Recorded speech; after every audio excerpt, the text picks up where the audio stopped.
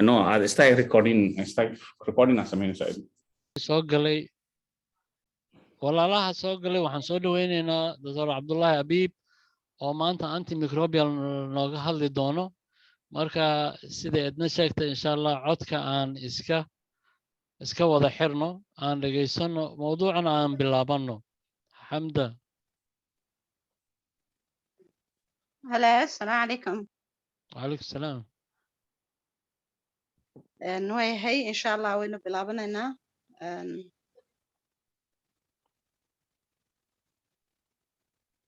أوكي عدكي وين الضو بيسان ميع هاودو مايا إن شاء الله waxaan soo dhaweynaynaa Dr. Abiib inuu barnaamijka noo bilaabo aan dhageysano marka mowduuca dhameeyana aan insha Allah aan weydiino wixii su'aalo aan qabno ayadoo ay garab taagan tahay maxaan ku dhahaa xamda insha Allah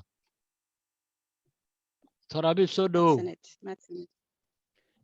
Assalaamu calaykum waraxmatullaahi wabarakaatu dhammaantiin waa idin salaamay waxaan aad barnaamijkan isku soo dabariday oo soo qabanqaabiyey Soomar oo ah Somali Medical Archives iyo Doctors Survivors Group oo DSG oo abshir uu lahaa hindisaheedii lahaa marka labadaas oo iskaashanaya ayaa casharkan maanta soo diyaariyey waa mahadsan yihiin Soomar iyo DSG ba waxaa kaloo mahadle Dr. Hamda oo iyo Dr. Abshir oo daadihiyaalka ah dhammaantiin inta na dhageysanaysana aad iyo aad baad u mahadsantiin marka casharkii baan hadda aan bilaabanaynaa bismillaahir rahmaanir rahiim topiga aan maanta ka hadlayo waxa la yiraahdaa antimicrobial stewardship oo ah concept cusub oo hadda adduunyada aad ugu soo biiray markii la arkay dhibaatooyinka ay leeyihiin antibioticska badan ee sida qeyral caadiga ah loo isticmaalayo marka topigaas weeyaan maanta bilowgeena marka intaanan u gelin meaning of antimicrobial stewardship ayo programka waxaan jeclaan lahaa inaan an definition an sameeyo introduction okay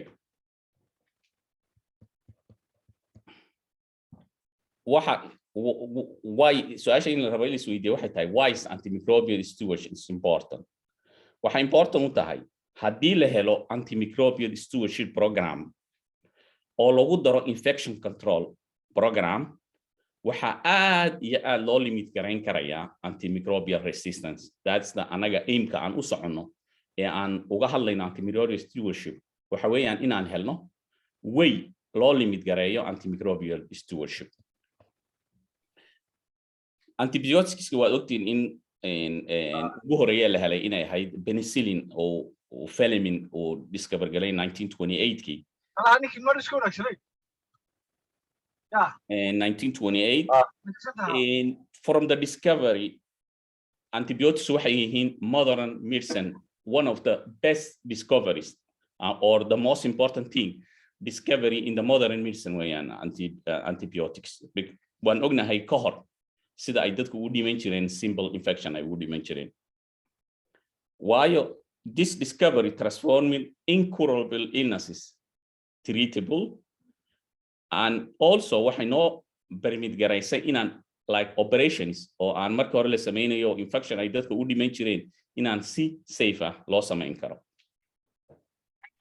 laakiin from beginning in 1928 markuu sameeyay iyo markii la bilaabay 1940s la bilaabay antibiotic in la isticmaalo penicillin in Fleming already uu ka digay inay samaysmi doonto resistance loo yeelan doono in penicillinta sababaha ugu weyn ee aan keenaysa resistance kana waxay tahay inappropriate use of antimicrobial taasoo keeni karta collateral damage oo aan hadhow toole uga hadli doono already in estimate la sameeyay 2016 waxa la ogaaday antibiotic resistant superbugs almost more than 700,000 deaths a year in a cause garayso that estimate by 2050 haddii wax laga qaban gaaro waxay gaari doontaa all of the world waxay gaari doontaa 10 million worldwide deaths ayay cause garayn doontaa antibiotic resistant bronchitis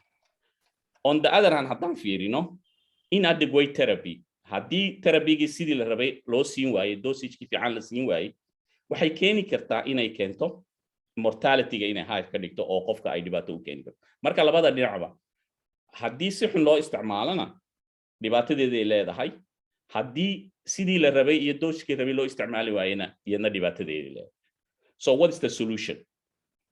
Solutionku waxa weeyaan marka in la sameeyo antimicrobial stewardship program that tends to strike a balance between appropriately treating the patient and avoiding the selection of antibiotic resistance. Marka muhiimadda ay leedahay antimicrobial stewardship this is balance kaas aan u baahnaa inaan helno appropriate inaan u treat garayno dadkii u baahnaa iyo inaan avoid garayno selection of antibiotic resistance. Waxa yaroo taariikh ay idinka sheegeen 19 March 1942 in Connecticut, USA, 33-year-old lady was dying by streptococcal sepsis. Best efforts of doctors ayaa waxay fail gareeyeen in la safe gareeyo. Then a small amount of penicillin or continuously in IV loo inject gareynayay muddo ka bacdi waxay clear garaystay streptococcigii ayay waxay ka saartay from the blood. The patient miraculously survived and it lived Fina 90 years old. The other hand, November last year, 2021, a 16-year-old girl ayaa waxaa lagu treat garaynayay infection pneumonia caused by Klebsiella, an IV hospital, one of the best hospitals. Despite best medical efforts or loo sameeyey, all antibiotics available for Klebsiella were incapable to clear from the sepsis. The patient dies. So you can understand that we have come almost a full circle. And at point as frightening as the pre-antibiotic era ayaan ku jirnaa.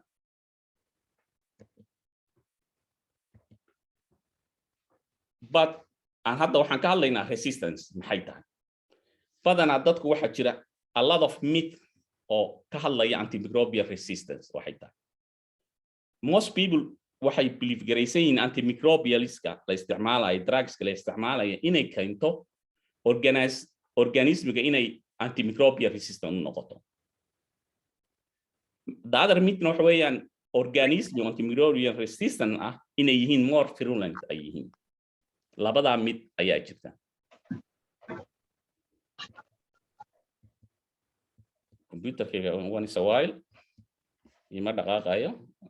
The truth laakiin waxay tahay antimicrobials doesn't cause resistance. They only select resistant strains. Taasna hadhow toole ayaan ku soo noqon doonaa.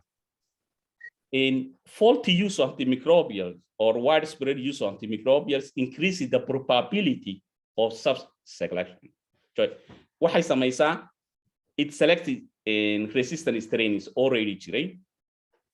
Haddii si xun loo isticmaalana waxay siinaysaa fursad ay selected strains ay koraan oo hadhowto dhibaato keenaan. Antimicrobial resistant strains appear to be more virulent because we cannot kill them with antibiotics or stop their growth with antibiotics. This is the sawirka waxa dhanka sharxaya. Ka soo qaad in baloodka ay ku wada jiraan normal bacteria or without mutation iyo bacteria oo mutant ah oo resistant to antibiotics. Maxaa dhacaysa? Antibiotics it kills the normal bacteria. Marka wuxuu siinayaa chance the mutant one ayaa chance helaysa. It survives, continues to produce and offsprings resistant to antibioticadaas la isticmaalay ayaa hadhow toole meeshii ku badanaysa. That's how antibiotics select. It didn't create this one. It didn't create that one, but it selected. So how it in antibiotic resistance, what mechanism or antibiotic resistance ay ku samaysmata? Antibiotic resistance mechanism waxa waaye two types. Intrinsic, mid natural ah, bacteria natural ku ah. Or certain bacteria ayaa already certain antibiotics oo ah resistant oo ah iyo mid waxa jira acquired ah oo with time la acquire garayo. Acquired by genetic methods oo laban mid noqon kara genetically, chromosomal methods oo ah mutation, oo buure extra chromosome oo ah plasmid. Plasmid waxa weeyaan un piece of genes waaye oonan u baahnayn inuu DNA iyo waxaasoo keligiis replication samayn kara or from bacteria to other bacteria loo gudbin kara waa. What are the factors of antibiotic resistance? Antibiotic resistance, it could be drug related. Certain drugs, well, okay, every drugs or antibiotics we're ognahay in a different category leeyihiin. Haddii aan isticmaalayo bacterolactams uma isticmaali karo bacteriada qaarkoodna waa effective ay noqonaysaa, other bacteria ineffective waa noqonaysa. Waxaa jiri karta environmental factors ayaa also influence u keena antibiotic resistant. Prescriber related factors, qofka qoraya oo nafsadiisa ayaa isaguna haddii uu isticmaalo daawadii infectionkaas aan hayn oo daawo kale tahay ayuu isaguna wuxuu samayn karaa resistant. Waxaa kaloo jira patient related factors, patientka daawadii ma qaadanayo. Waxaas detailkaasi dib baan ugu noqon doonaa.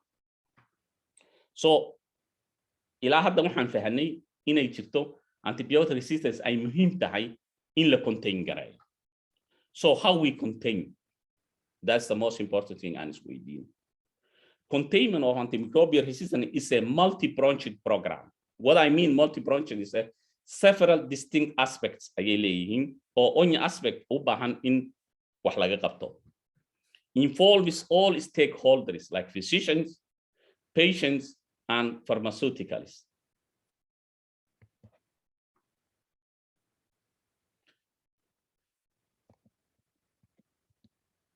Okay, that's inta hore waan ka tegi dib baan ugu soo noqon doonaa. So waxa muhiimad ah marka inta aan ka hadalnay resistance kaas iyo dhibaatadaas jirtid waxa loo yaqaanaa waxa la yiraahdo waxa jira tragedy of the commons. What I mean is tragedy of the common is antibiotic it has benefit, qofkay benefit ku tahay individualka markaas la siinayo, it gives a benefit. That means infectionkii ka daweynaysaa, cudurkii loogu talagalay ka daweynaysaa. But the other hand, in community, it has effect on community. It could be other patients because it could cause antibiotic resistant infections, or society. Society no waxay keenaysaa inay keento possibility antibiotic effectiveness ay hoos u dhacdo iyo inay dhacdo higher healthcare costs. So now we gudahan u galaynaa antimicrobialship maxay tahay. Antimicrobial stewardship waxa weeyaan different definitions ayaa jira. Are on every definition oo la sameynaya it focuses on certain aspects iyo others certain aspects kale iyaguna ay focus ka saarayaan. Laakiin xitaa meaningka stewardship ayaa language-ka adduunyada kala duwan ayaan qaarkood lagu helin. What does mean stewardship? Stewardship means guarding, waxbaan ilaalinaynaa, oo pure management, waxbaynu management garaynaynaa. Marka one of the definitions aan idiin soo salad gareeyay waxa weeyaan antimicrobial stewardship is about using antimicrobial responsibly. Hadalka hala xasuusto responsibly, which involves promoting actions that balance both the individual's need for appropriate treatment and the longer-term societal need for sustained access to effective therapy. Marka, that's the definition. Waxa weeyaan un strategy that keenaysa una balance individual needski u treatment, appropriate treatment helo, iyo long-term society need for sustainable effective therapy. Other definition or important or European Society of Clinical Microbiology and Infectious Disease ay isticmaasho waxa weeyaan simple buu ka sii dhigaya wixii antimicrobial stewardship is a coherent set of actions which promote using antimicrobials in ways that ensure sustainable access to effective therapy for all who need them. So what's the program on antimicrobial stewardship? Antimicrobial stewardship is important. This is the most important thing that I have to remind you. Antimicrobial stewardship is not about not using antimicrobials, but rather identify that small group of patients who really need antibiotic treatment, and then explain, reassure, and educate the large group of patients who don't. adiga muhiimadaadu waxay tahay doesn't mean in aan antibiotic in aan la isticmaalin. Antibiotics in aan la isticmaalin micnaheedu maaha. Laakiin waxaan u baahannahay inaan helno those small groups oo really antibioticska u baahan. Iyo dadka kale aan antibiotic u baahanayna inaan explain garayno, reassure garayno, aanan educate garayno inaan antibiotics loo baahnayn. Stewardship means to protect something. Here we are protecting society iyo antibiotics. AMS is a systemic approach to optimizing the use of the microbes. What are the goals? The goals are improve patient outcome or patient safety, reduce antimicrobial resistance, reduce costs, because antimicrobial resistance, it costs a lot of money in healthcare settings. AMS works hand in hand with infection prevention and control and environmental cleaning strategies. So AMS is one of the 3 pillars of an integrated approach to health systems directing. Now, health system is not about only curing the patient. We're talking about integrated approach, or One Health, as you call it, that antimicrobial stewardship is one of the 3 pillars. The other 2 are infection prevention and control, iyo medicine and patient safety. Antimicrobial stewardship consists on maxay tahay marka haddii la taabto oo practical aan soo leexno. Practical waxaan soo noqonaa waxaan rabnaa inaan samayno patientka markuu ku yimaado inaan siin kartid the right antimicrobial. Inaad patientku yahay right patient, right time, right dose, right route, right duration, iyo right documentation. That's the most important thing also, documentation.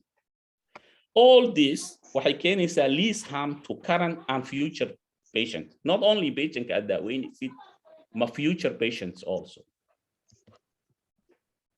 So good antimicrobial stewardship, waxaan dhahnay waa multi-branch. Waxyaabaha ugu weyn oo ka mid ah dadka ka shaqeynaya waxaa ka mid ah antimicrobial stewardship team oo shaqadeedu tahay supporting audit, feedback for prescribers, educating prescribers. Hospital governance, dadka maamulaya hospitalka shaqadoodu maxay tahay?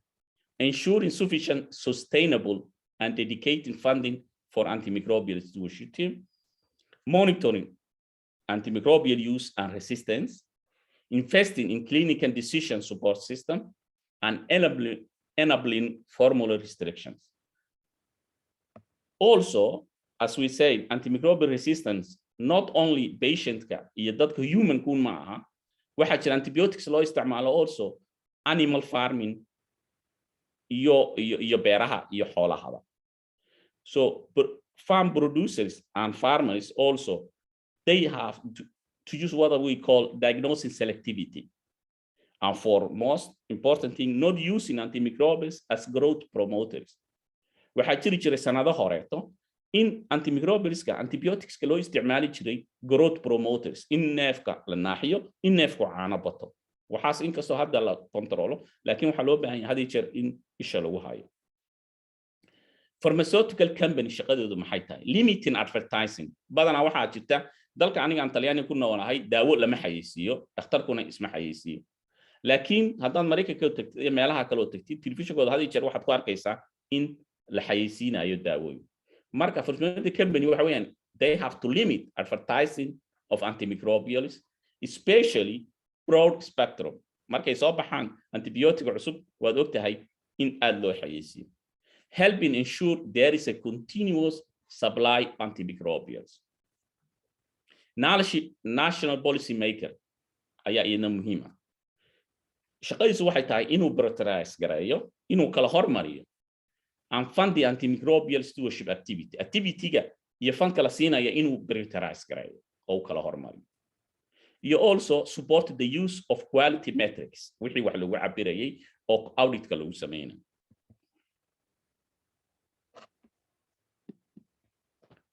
What are the guidelines for institutional program antimicrobial? To have an institutional program to enhance antimicrobial stewardship, you have to have two things. First of all, antimicrobial stewardship team should be there, and also should be there antimicrobial stewardship program. What are the enablers for active MS program? Yeah, no samahaya in no selective and effective antimicrobial stewardship.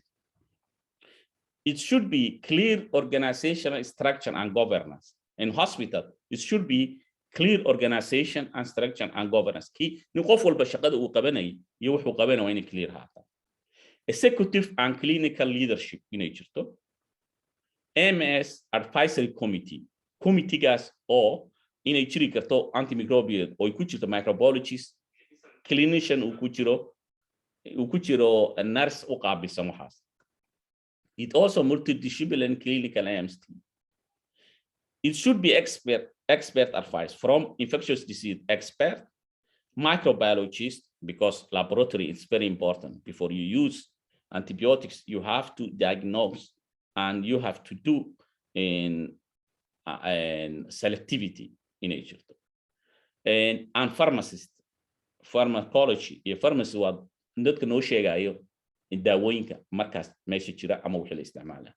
Waxa kale oo important ah education and training. Yan educate gareynayna prescribers, pharmacists, nurses and consumers. Waxa jira point ugu dambaysa oo geeyay information technology resources. That's question marks angeliyay. Waxaan u geliyana waxa weeyaan markaynu ka hadlayna Soomaaliya, that will be very difficult to do it.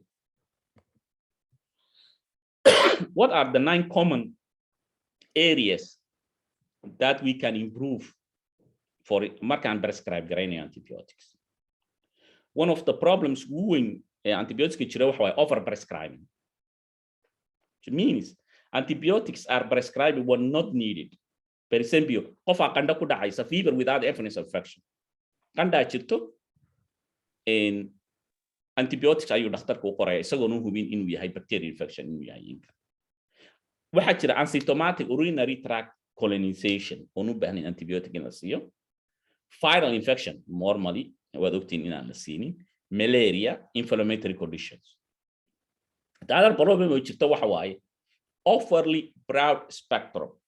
Tiin hadda ka hadlayna waaye waxa dhaca more broad spectrum antibiotics oo groupka ku jirta. Hadda waan ka hadli doonaa what groups kan maxay yihiin watch and reserve antibiotics waxay yihiin gadaalan idinkaga sheegi doonaa. Are prescribed than unnecessary, especially surgical prophylaxis.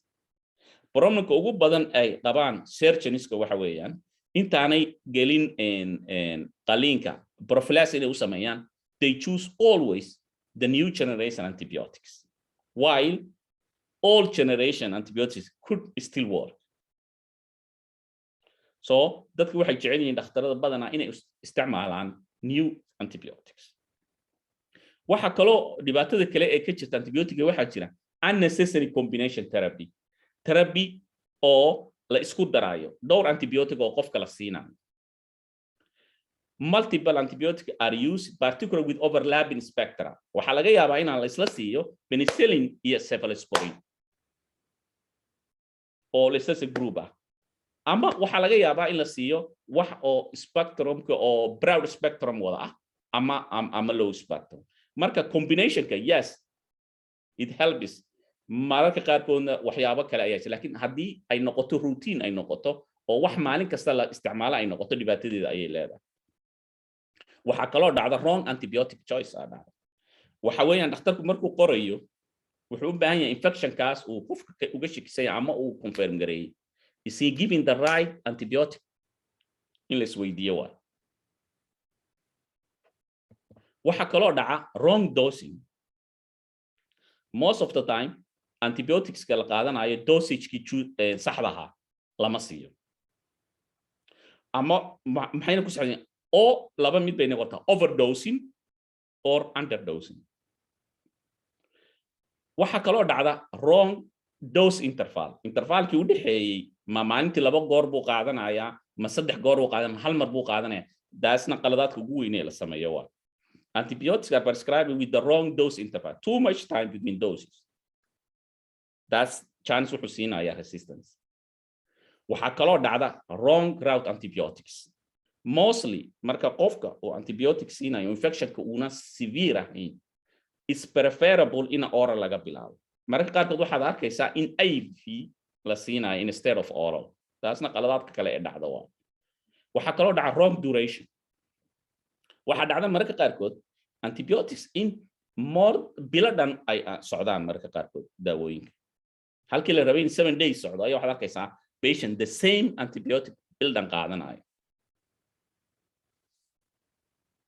oo waxa dhacda iyadna surgical prophylaxis-ka aan hadday ka hadalnay oo aad u jeclaa in isticmaalaan broad spectrum. qalad kale ay sameeyaan waxa kamid ah in ay muddadan prophylaxis-ka sameeyaan. Instead of 24 hours waxa laga yaabaa in 3 days ay prophylaxis ku jiro. waxa kaloo muhiimadda ah oo qaladaadka dhaca kamid ah delayed administration. Patient markii infection lagu arkay iyo markii antibiotic la administrate gareeyay time badan ayaa u dhaxaysa. So it's been delayed in serious infection laga daaweyn lahaa. taasna waxay siinaysaa chance-ka ay ku dhacdo antibiotic resistance. What are basic in antimicrobial intervention? First of all, you have to educate prescribers and health personnel involved in antibiotic use. Anybody or health worker or involved with antibiotic use, you have to educate. Develop and update standardized medical record and medical chart to ensure that information on patients' medicine is all in one place. Dynamic debate looking haysata waxa waaye record keeping kiibaan baroon ku qaraa medical record keeping. Isbitaalku markuu ku joogo oo patient-ka siinaysa antibiotic waxa u baahan tahay inuu jiro medical record iyo medical chart oo patient-ku leeyahay oo ay ku qoran tahay what kind of antibiotic uu qaadanayo, what kind of dose uu yahay, what kind of interval baa lagu siinayaa, what kind of route ayuu qaadanaya ma oral ba ma injection. waxaasoo information ka antibiotic oo dhan waa inuu chartkaas patient uu ku jiro. waxaa kaloo loo baahan yahay review whether patients who receive antibiotic treatment have written indications. inuu jiro waa written. Review antibiotic treatment for patients prescribed 3 or more broad spectrum. haddii aad tahay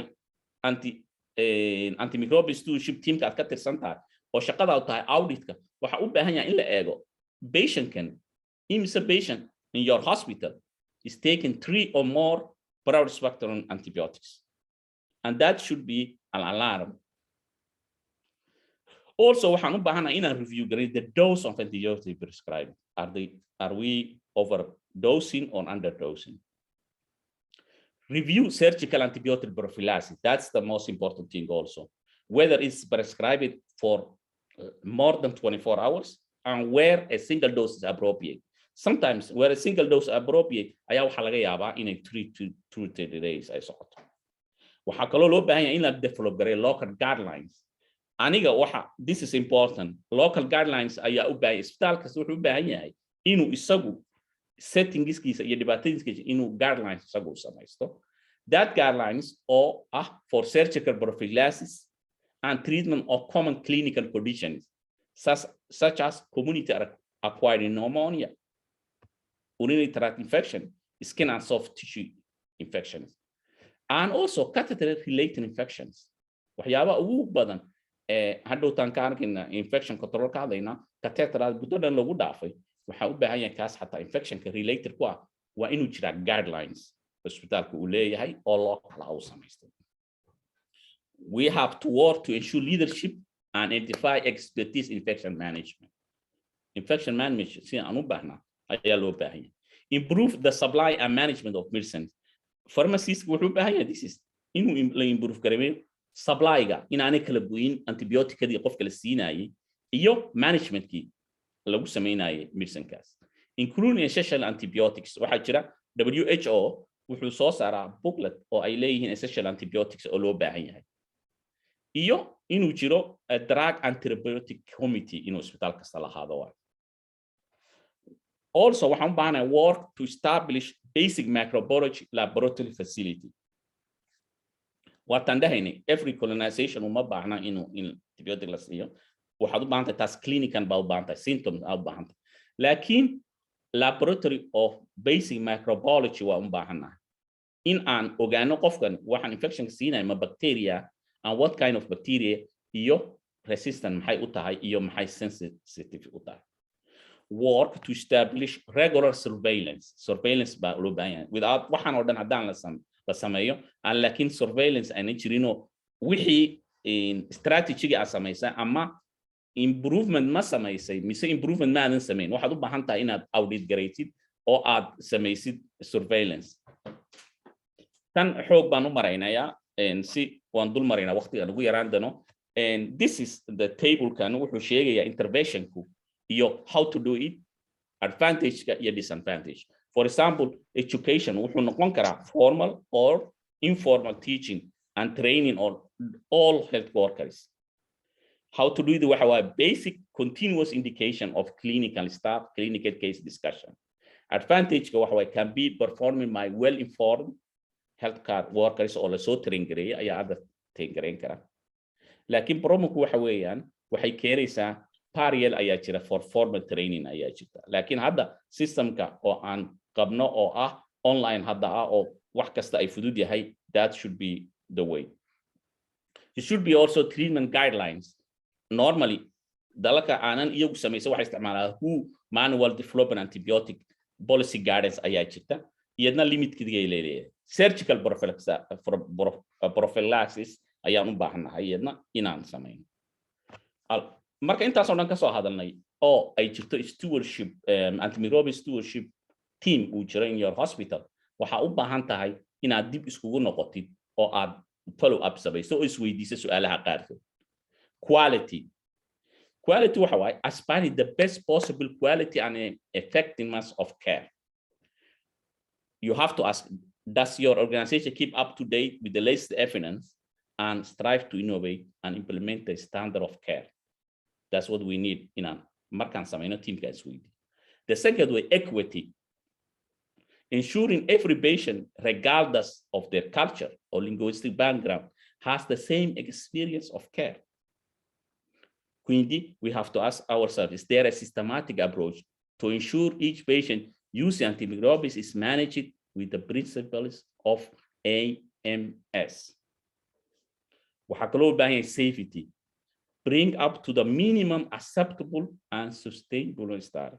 Has the right patient received the right antibiotic at the right time, at the right dose, via the right route, for the right duration?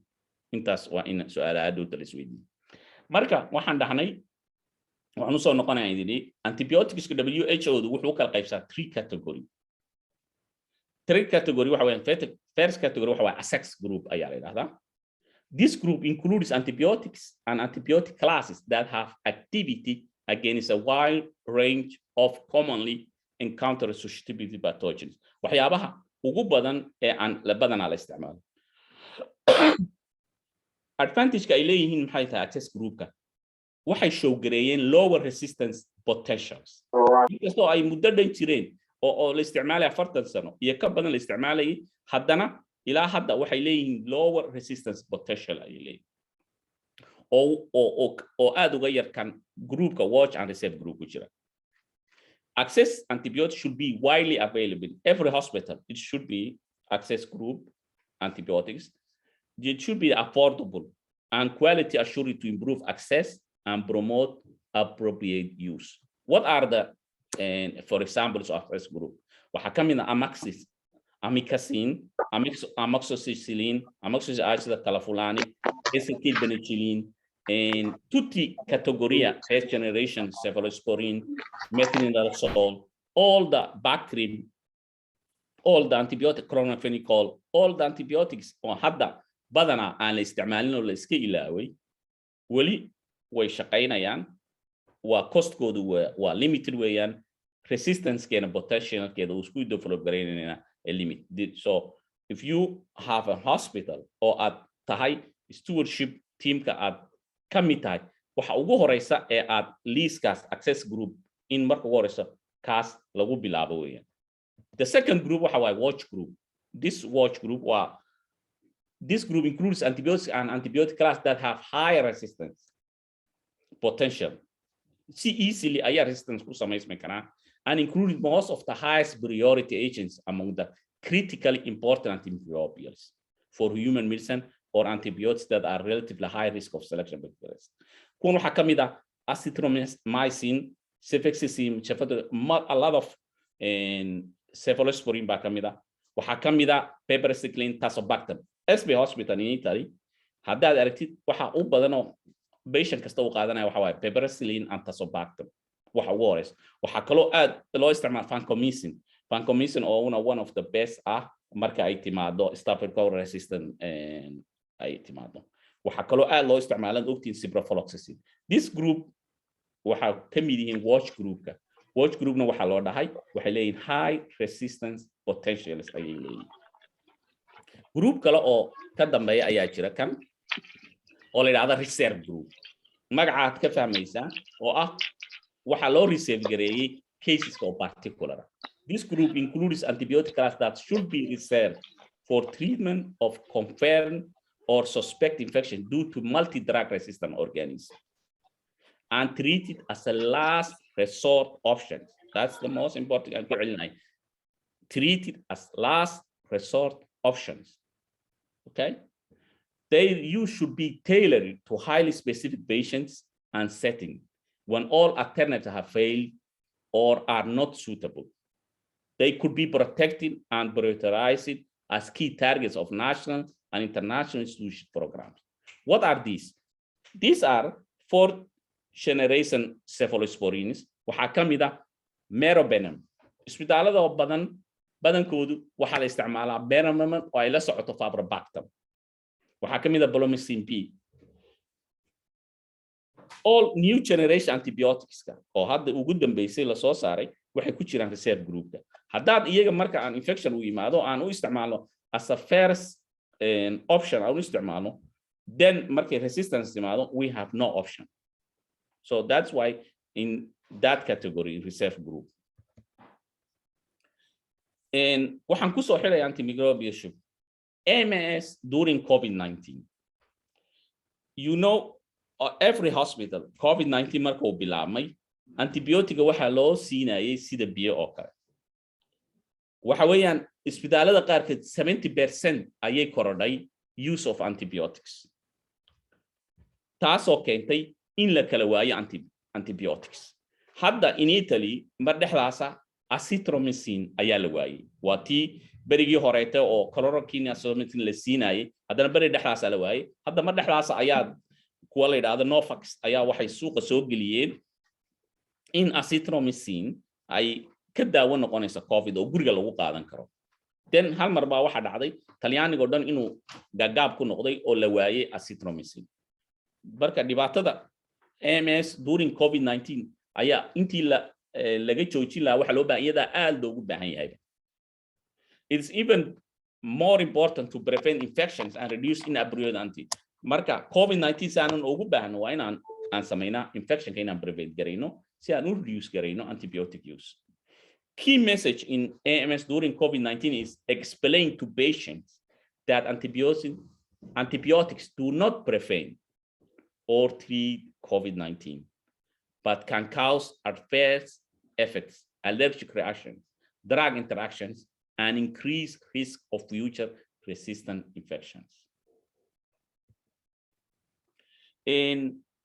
Waxaan u malaynayaa inaan daaliyay marka waxaynu ka hadalnay ujeedadeenu waxa ahayd si aan u yareyn lahayn antibiotic resistance. Waxaan dhahay antibiotic si loo yareeyo laba waxa loo baahan yahay. Antimicrobial stewardship oo hadda aan ka soo hadalnay iyo waxa kale oo loo baahan yahay infection control. Infection control haddaan la sameynin all the strategy aan samaysanay ama waxaan sameynay oo dhan faa'iido ma yeelanayso.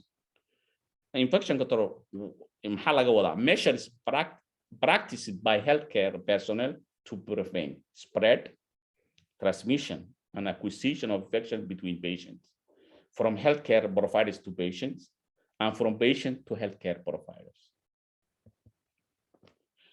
And infection control is a healthcare facilitates the prevention of the spread of microorganisms from patient to patient, patient to staff member to patient, staff member to staff member. qof walba oo inaga imida wuxuu og yahay inay jiraan wax la yiraahdo nosocomial infection or hospital acquired infections. It's an infection that is acquired in hospital or other healthcare facility. So infection control is based on two aspects: standard precaution and additional precaution.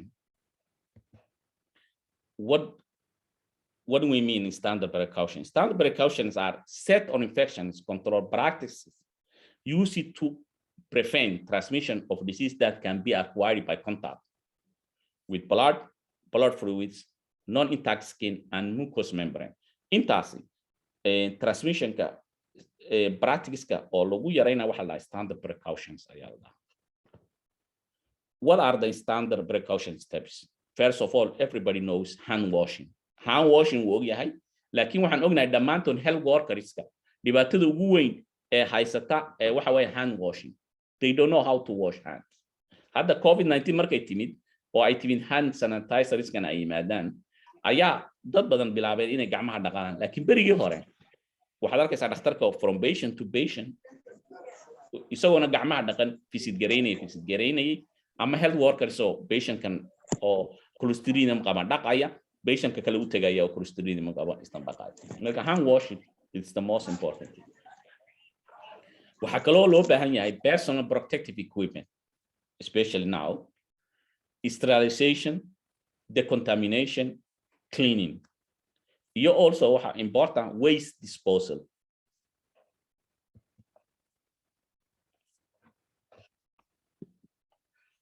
What are the additional transmission-based precautions? What are the additional precaution? Waxa waaye badanaa environmental waaye. I think while ensuring standard precaution are mentioned. Standard markaan samayno waxaan u baahanahay additional. What are the additional precautions? Airborne precautions, droplet precautions, contact precautions. So airborne precautions, airborne droplets or dust particles containing infectious diseases, an agent can remain suspended in the air for long periods of time. Taas waa la wada og yahay. Air currents ayaa qaadi kara, can blow them long distance, can be emitted during talking, sneezing, coughing, and whispering. Examples oo ay this airborne precaution ku dhalanaya waxa waaye Mycobacterium tuberculosis, measles, and varicella chickenpox. Droplet precautions. So no proper short distance through airborne waxa weeyaan long distance bay gaarayaan, laakiin droplets waxa weeyaan was short distance through the air. Deposit on hostis conjunctiva or pure nasal mucosa or mouth. Can be emitted during talking, sneezing, coughing, during procedures like suction marka la samaynayo or bronchoscopy. Examples in this case are streptococcal pharyngitis, mumps, influenza, and meningitis. Contact precautions baan u baahannahay. Most important and frequent mode of transmission nosocomial in markaan isbitaal joogo, the most important frequent mode of transmission is contact precaution, because health workers ga patients soo dhaqaya ama alaab infected u qaadanaya, patient kale u geynaya ama alaabtii kale ay infect gareynaya. Direct contact and indirect contact transmissions could be. So direct contact waxa weeyaan adiga toos u taabanaya patientkii iyo kale, haddii kale otherwise waxaad isticmaalaysaa qalab infected ah ayaad u isticmaalaysaa. Examples in this case are herpes, impetigo, scabies, some gastrointestinal diseases, respiratory skin, and lung infection. What is the most important thing hospitalada oo dhan aad xoog loo saaro waa staff safety consideration. Patients kan ka hadalnay, laakiin staffkana waxaan u baahanahay inaan safety-giisa ka hadalno.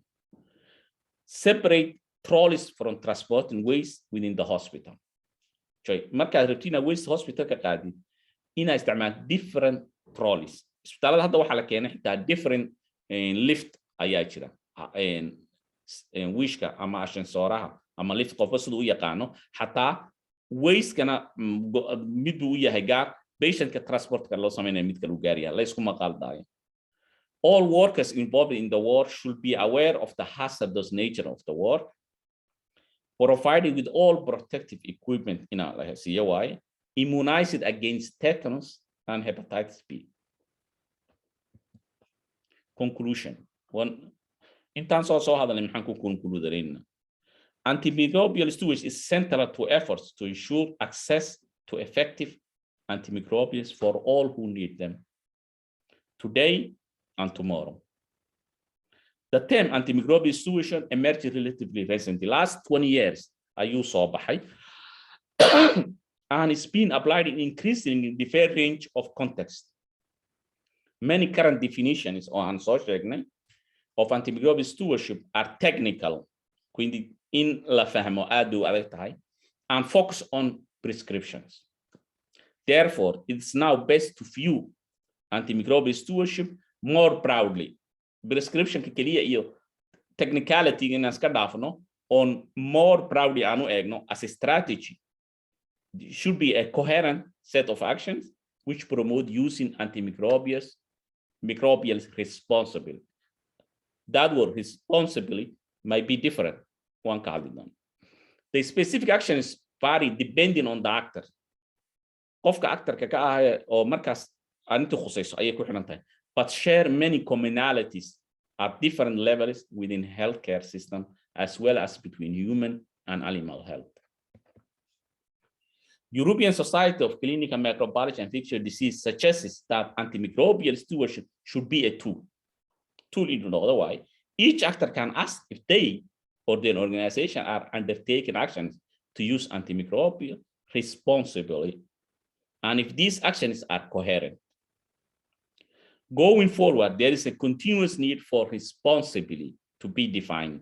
That's why I'm saying responsibility might be responsibility and san loga garanay Somali in Antaliani loga garan in America loga garan. So with time waxa loo baahan in la define garay what does mean responsibly, to be defined and translate into context specific and time specific actions. So what are the take home message? Anaga wixii oo dhan waan hadalnay waa inaan simplify to simplify inaan simple ka dhigno waxaan u baahanahay take home message. What's the take home message? Target markaad aad tahay dhakhtarkii wax qorayay oo shaqadiisu ahayd waxaad u baahan tahay target definitive therapy to non pathogen. Pathogen adoon ogeyn inaad iska assume garaysid ma aha.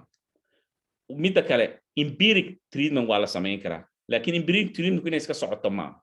Haddii aad qof khatar ku jira oo dhibaato weyn jirta, empiric waa isticmaali kartaa intaad ka sugaysa laboratory-ga wixii, laakiin markuu laboratory-gu ku yimaado waa in empiric ka baxdaa oo aad geysaa tarbiyadii loogu talagalay pathogen-kaas. Treat infection, non-contamination. Treat infection, not colonization. Know when to say no to vancomycin and one carbon venomous group gas and cephalosporin 4th generation. But these are the especially surgeries waxaa kaloo u baahan isolate pathogen, break the chain of contagion, keep your hand clean. These are the take home message. waxaan rabay inaan wax yar aan dib ugu noqdo oo jirta. Inaga intaasoo dhan baan ka soo hadalnay. Waxaan ka soo hadalnay generic program antimicrobial stewardship oo effective ku noqonaya Talyaaniga ama Mareykanka ku noqonaya ama Ingiriiska ama Soomaaliya. Laakiin waxaan u baahanahay environmentka Soomaaliya oo kale oo ah less resource maxay isticmaali karayaan. Waxaan isku dayay inaan qoro waxa la yiraahdo long hanging fruit. Hadda aad waxa stewardshipka loo isticmaalo long hanging fruit maxay ka mid tahay? Hadda aad aragtid geed oo ay khudaar leh, khudradda waxa ka goosanaysaa meesha ugu hooseysa gaadhaysa, easily reachable. and easily harvested. Marka inaga long hanging fruits keena waxayna noqosaa waa selection of most obtainable targets rather than comforting more complicated management. Intaan complicated management aanu samayn lahayn oo aan dhaqaale u haynin ama aan capacity-geedin aan lahayn waxa fiican inaan samaysano selected target obtainable. This strategy required few resources. The most important requires few resources and less effort than stewardship activities. However, they are applicable to a variety of healthcare settings, including limited resource hospitals, have demonstrated significant financial savings. Okay, what are low-hanging fruits?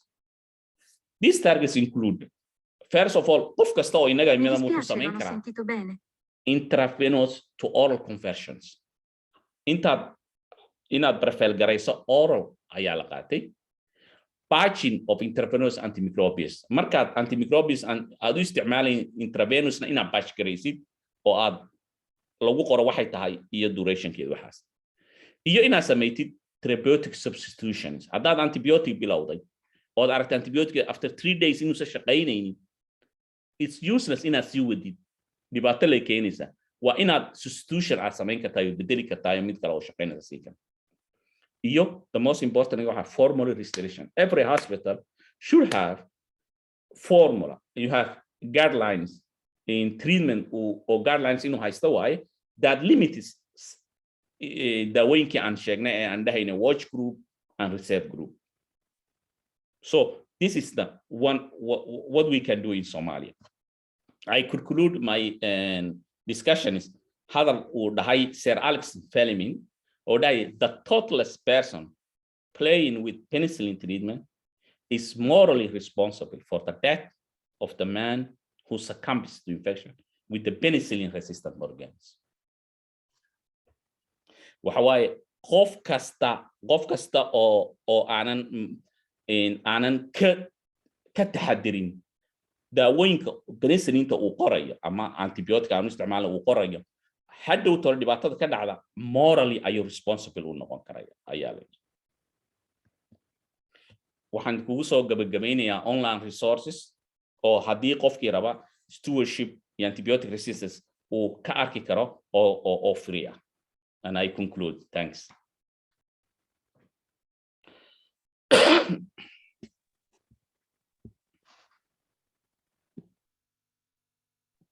Go ahead, Abshir and Hamda. I concluded. mahadsanid Dr. Abib sida wanaagsaneed noogu soo jeedisay lecture-kii qiimaha badnaa. Waxaan rajaynayaa inay ka soo qayb galayaashu muxuu ahaayay si wanaagsan uga faa'iideysteen xasuusintaas faraha badan ee ku saabsan muxuu ahaa in si habboon oo habsami leh loo isticmaalo antibioticska iyo dawooyinka jeermis dilayaasha ah.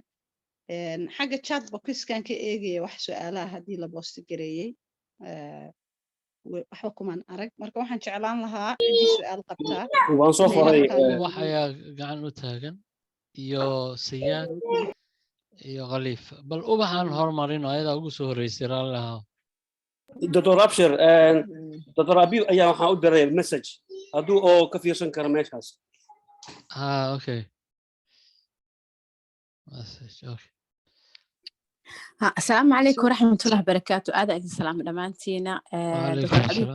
عادي هذا أقوم هالسنة excellent presentation سي هوفن له أو لما يسترن بأنه قصو قد بس هذا ما هالسنة. أشياء وحيدة أنا hope إنها كجوة تعملها سايز كودن به. أنا كهذا الصوماليين شوكنا لبعتين كوا وين كل أدي وكهذا شيء أو ورئيسه IPC وأنا لا سوى عن الله سمينين وحكله كحجو إن most of antibiotic la sameeyaan IV line kala si xataa dad gurigooda imaanayo ani waxaan ku weydiin lahaa maadaama ay wadanku ku yar yahay ama aan dadka wada awoodin in la sameeyo culture ha ahaado blood culture ama urine culture ama every other secretion marka what we can do not just an indication assist ama road map nagu jihayn kartid oo aan ku wada maqal karno maanta ma madsanta. mahadsanid Dr. Ubax waa runta oo dowlad badan oo waxaa jira microbiology iyo laboratory aanan access u lahayn Soomaaliya hatta ay kamid tahay capitalku ay kamid tahay ama magaalooyinka kale ay waaweyn ay kamid tahay dhulkeena yes lakin in that case you have to your diagnosis and treatment based on clinical